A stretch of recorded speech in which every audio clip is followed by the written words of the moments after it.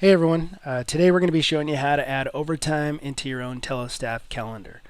So the process of adding overtime to your own calendar is new for shift personnel, but day shift has been doing this for quite a while and it's been working well, so it's being expanded to include everyone. The major benefit is that it speeds up the process of inputting overtime and eliminates the need for Form 100s. Just note that Form 100s may be needed if personnel forget to add their overtime in the month that it occurs, and this is so that the TeleStaff report matches what gets turned into payroll. And in these cases, overtime pay may also be delayed an additional pay cycle, so it's going to be extremely important to enter your overtime as quickly as possible.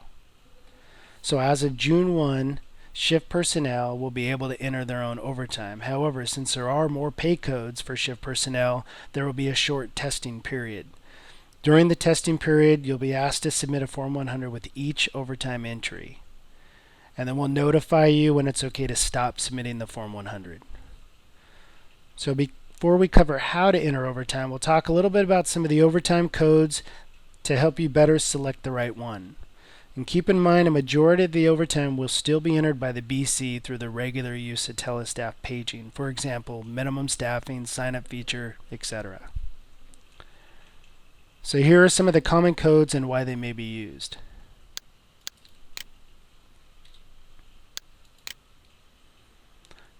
So overtime EMS may be used for those that are assisting with the CBT rodeo.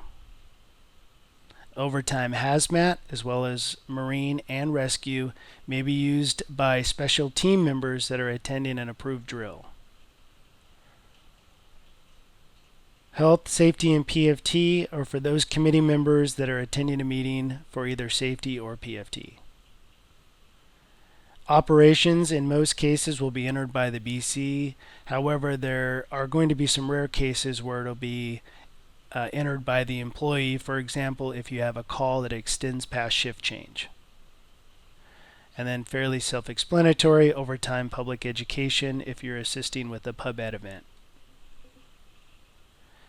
Now selecting the correct overtime is important, but it's not absolutely critical because the pay code will be reviewed by the BCs through the approval process. Ultimately, if you have a question regarding selecting the correct overtime work code, please contact your BC.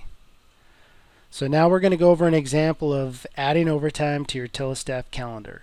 And for the example, we're going to be adding overtime on June 1st from 0800 to 1700 hours for assisting with the CBT rodeo. So we'll begin by going to your TeleStaff calendar to the day the overtime occurred, in this case, June 1st. You can either right-click and select Add, or simply double-click. Now add the overtime work code. In this case, we're selecting Overtime EMS. Now, as you can see in the Issues dialog box below, that note fields must be filled out to complete the overtime entry. So we'll enter CBT Rodeo Instructor.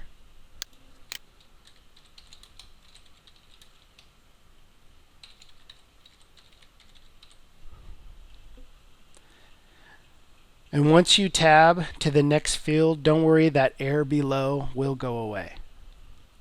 So now we'll put in the start and end time, so 0800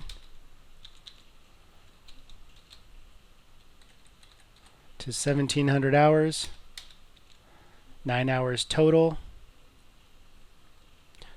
Take a look, make sure everything is correct, and although there's a checkbox here, you'll notice that the OK and the Apply are grayed out, so we'll need to click again in this box, allowing us to check OK once we verified everything is correct.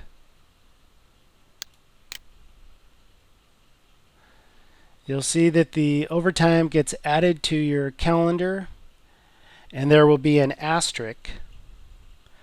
And what that asterisk is for is it's letting the BCs know that there's an overtime pay code that needs to be approved. Once the BC approves it, that asterisk will go away. So thanks for listening. I hope you find the video helpful. It's the first one. Hopefully we can do some others to help people out through some of the basic stuff. But if you have any questions along the way, don't hesitate to contact your BC.